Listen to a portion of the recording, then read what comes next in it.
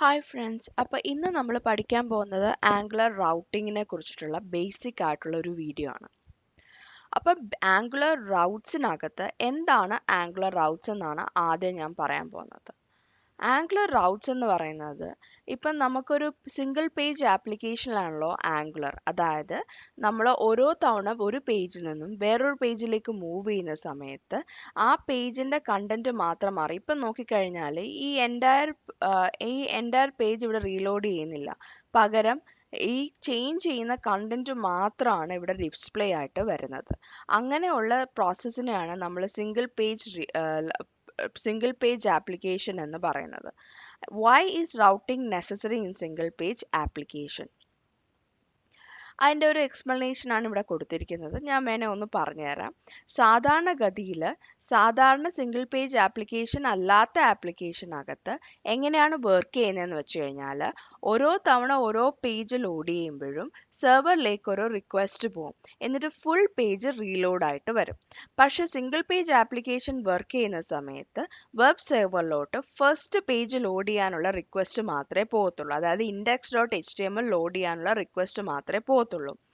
അത് കഴിയുമ്പോൾ client side router അതിൻ്റെ ഫുൾ കൺട്രോൾ, അതായത് ആ പേജ് റീലോഡിൻ്റെ full control client side router ഏറ്റെടുക്കുകയും URL ബേസ് ചെയ്ത് അതിൻ്റെ കണ്ടന്റ് ഡിസ്പ്ലേ ചെയ്യുകയും ചെയ്യും.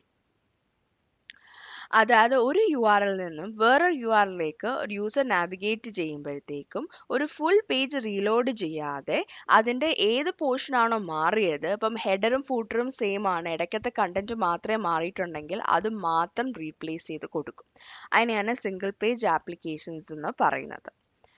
ആ സിംഗിൾ പേജ് ആപ്ലിക്കേഷൻ നമുക്ക് ചെയ്യണമെന്നുണ്ടെങ്കിൽ അതിനകത്ത് റൗട്ടിംഗ് വേണം. ആ റൗട്ടിങ്ങിനകത്ത് 3 ഇമ്പോർട്ടൻ്റ് ആയിട്ടുള്ള പോയിന്റ്സ് ഉണ്ട്. അതിലൊന്നെന്ന് പറയുന്നത് റൗട്ട്സ് ആണ്, അതായത് URLs എന്ന് പറയുന്നതാണ്. ഈ ഓരോ കമ്പോണൻറ്റിനും ഓരോ URL വെച്ച് എഴുതിയിട്ട് ഈ URL ആവുമ്പോൾ ഈ കമ്പോണൻറ്റ് ലോഡ് ചെയ്യണമെന്ന് പറയും. അതിനെയാണ് നമ്മൾ റൗട്ട്സ് എന്ന് വിളിക്കുന്നത്. ഔട്ട്ലെറ്റ്സ് എന്ന് പറയുന്നത് നമ്മൾ ഓരോ ഇപ്പം admin Raut, user Raut, student Raut, അങ്ങനെ 3 റൗട്ട് ഉണ്ടെങ്കിൽ ഇതിൻ്റെയൊക്കെ പ്ലേസ് ചെയ്യാൻ ഒരു പ്ലേസ് ഹോൾഡർ, എവിടെയാണ് ഈ റൗട്ട്സ് ലോഡ് ചെയ്യണമെന്ന് നമ്മൾ സിസ്റ്റത്തിനോട് പറഞ്ഞു കൊടുക്കുന്നതാണ് ഔട്ട്ലെറ്റ്സ്. ലിങ്ക് എന്ന് പറയുന്നത് നമ്മൾ ആങ്കർ ടാഗ് പോലെ ലിങ്കിൽ ക്ലിക്ക് ചെയ്യുമ്പോഴത്തേക്കും വേറൊരു പേജിലേക്ക് പോകും. അതിനെയാണ് ലിങ്ക്സ് എന്ന് പറയുന്നത്. അതായത് provide a way for users to navigate between different routes in your application without triggering a full page load. Full page load trigger ചെയ്യാതെ പല റൗട്ടിലോട്ടും ആപ്ലിക്കേഷൻ്റെ പല റൗട്ടിലോട്ടും യൂസറെ നാവിഗേറ്റ് ചെയ്യാൻ ഫെസിലിറ്റി ചെയ്ത് കൊടുക്കുന്ന ലിങ്ക്സ് അല്ലെങ്കിൽ ആങ്കർ ടാഗ്സിനാണ് നമ്മൾ പറയുന്നത് ലിങ്ക്സ് എന്ന്. ഇത് ഇതിൻ്റെ ബേസിക് ആണ്. ഇനി നമുക്കൊരു റൗട്ട് ഡിഫൈൻ ചെയ്യുന്നത് എങ്ങനെയാണെന്ന് നോക്കാം. ഇതിനകത്ത് ഞാനിപ്പം 3 സ്റ്റുഡൻറ്, യൂസർ, അഡ്മിൻ എന്നൊന്ന് 3 പേജ് ഞാൻ ഡിഫൈൻ ചെയ്തിട്ടുണ്ട്. ഇനി എനിക്കത് ചെയ്യണമെന്നുണ്ടെങ്കിൽ app.route.ts ആംഗുലർ 20 മുതലാണ്, ആംഗുലർ 18+ മുതലുള്ള കാര്യമാണ് പറയുന്നത്. app.route.ts ഇപ്പം ഞാൻ യൂസ് ചെയ്യുന്ന വേർഷൻ 20 ആണ്. അതിനകത്ത് app.route.tsനകത്ത് വന്നിട്ട് നമ്മളൊരു ബ്രേസസ് ഇട്ട് കൊടുക്കുക. അതിനുശേഷം പാത്ത് നടിക്കുക. Path redirect to path match full എന്നൊക്കെ കണ്ടോ, അതൊക്കെ നമ്മുടെ GitHub Copilot പറയുന്നതാണ്. അത് തൽക്കേണ്ട. അഡ്മിൻ എന്ന് പറഞ്ഞ് ഞാൻ ഇട്ട് കൊടുത്തു. അതിനുശേഷം കോമ, കമ്പോണൻറ്റ്,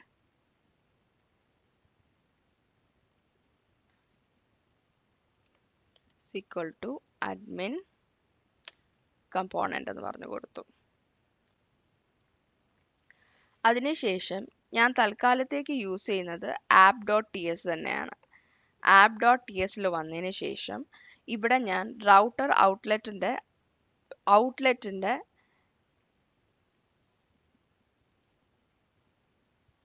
ഔട്ട്ലെറ്റ് എന്ന് പറയുന്ന മൊഡ്യൂൾ അല്ലെങ്കിൽ കമ്പോണൻറ്റ് ആഡ് ചെയ്ത് കൊടുത്തു.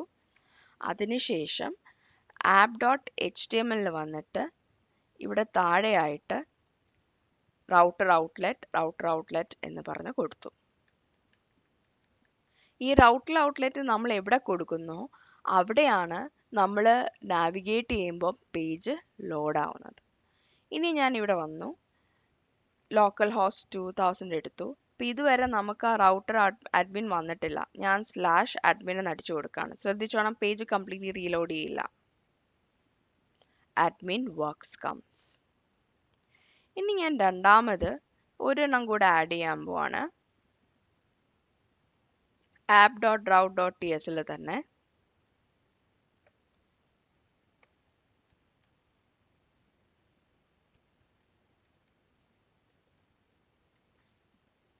സ്റ്റുഡൻ്റ് എന്ന് ഇട്ട് കൊടുത്തു.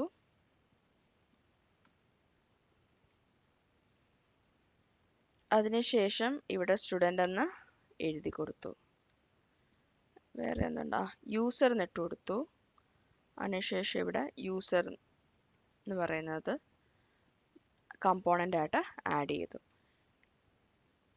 അഡ്മിൻ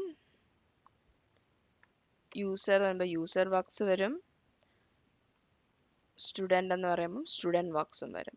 നമ്മൾ ഇതാണ് മാറുന്നത്. പക്ഷേ RxJS വിത്ത് ഇൻറ്ററോപ്സ് വിത്ത് ആംഗ്ലർ എന്ന് പറയുന്ന പഴയ സംഭവം അതുപോലെ തന്നെ കിടപ്പുണ്ട് അവിടെ. ഇത് ആ മേളത്തെ നേരത്തെ കിടന്ന കണ്ടന്റ് ലോഡ് ആവുന്നതാണ്. അപ്പം ഇതാണ് റൗട്ടറിൻ്റെ ബേസിക് ആയിട്ട് നമ്മളൊരു റൗട്ട്സ് എങ്ങനെ ഡിഫൈൻ ചെയ്യുന്നു എന്നാണ് നമ്മളിപ്പോൾ പഠിച്ചത്. അതിനുശേഷം നമുക്ക് ഇത്രയും പോർഷൻസ് ആണ് ഞാനിപ്പോൾ കളക്ട് ചെയ്തത്. ആഡിങ് റൗട്ട്സ് വിത്ത് ആപ്ലിക്കേഷൻ. app.application ഇത് ഓൾറെഡി നമുക്ക് റൗട്ടിംഗ് ഉള്ളത് കൊണ്ട് app.config എന്ന് പറയുന്ന ഫയൽ ഉണ്ടല്ലോ, app.config.ts, അതിനകത്ത് already provide router of routes എന്ന് പറയുന്ന കണ്ടന്റ് ആഡ് ചെയ്തിട്ടുണ്ടായിരിക്കും. പ്രൊവൈഡ് റൗട്ടർ ഓഫ് റൗട്ട്സ് എന്ന് പറയുന്നതാണ് നമ്മൾ ചെന്ന ആംഗിളിനോട് പറഞ്ഞു കൊടുക്കുകയാണ്, നമ്മുടെ പേജിനകത്ത് ഇത്ര റൗട്ട്സ് ഉണ്ട്, ഇതാണ് എൻ്റെ റൗട്ടർ കോൺഫിഗറേഷൻ എന്ന് നമ്മൾ ആംഗിളിനോട് പറഞ്ഞു കൊടുക്കുന്ന പ്രൊവൈഡ് റൗട്ടർ എന്ന് പറഞ്ഞിട്ടുള്ള പ്രൊവൈഡർ വെച്ചിട്ടാണ്.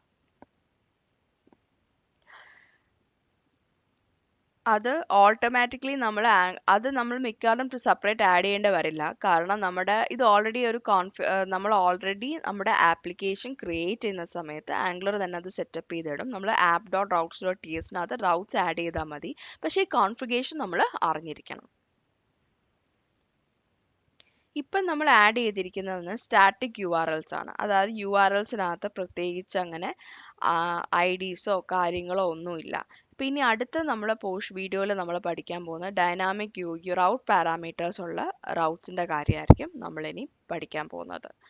അപ്പോൾ ഈ വീഡിയോ നിങ്ങൾക്ക് ഇഷ്ടപ്പെട്ടെങ്കിൽ ചാനലൊന്ന് സബ്സ്ക്രൈബ് ചെയ്യുക. അതുപോലെ തന്നെ നിങ്ങൾക്ക് എന്താണ് വീഡിയോയെക്കുറിച്ചുള്ള ഇമ്പ്രൂവ്മെൻറ്റ് കമൻറ്റ്സ് അതൊന്ന് കമൻറ്റ് ചെയ്യുക. അടുത്ത വീഡിയോയിൽ കാണാം.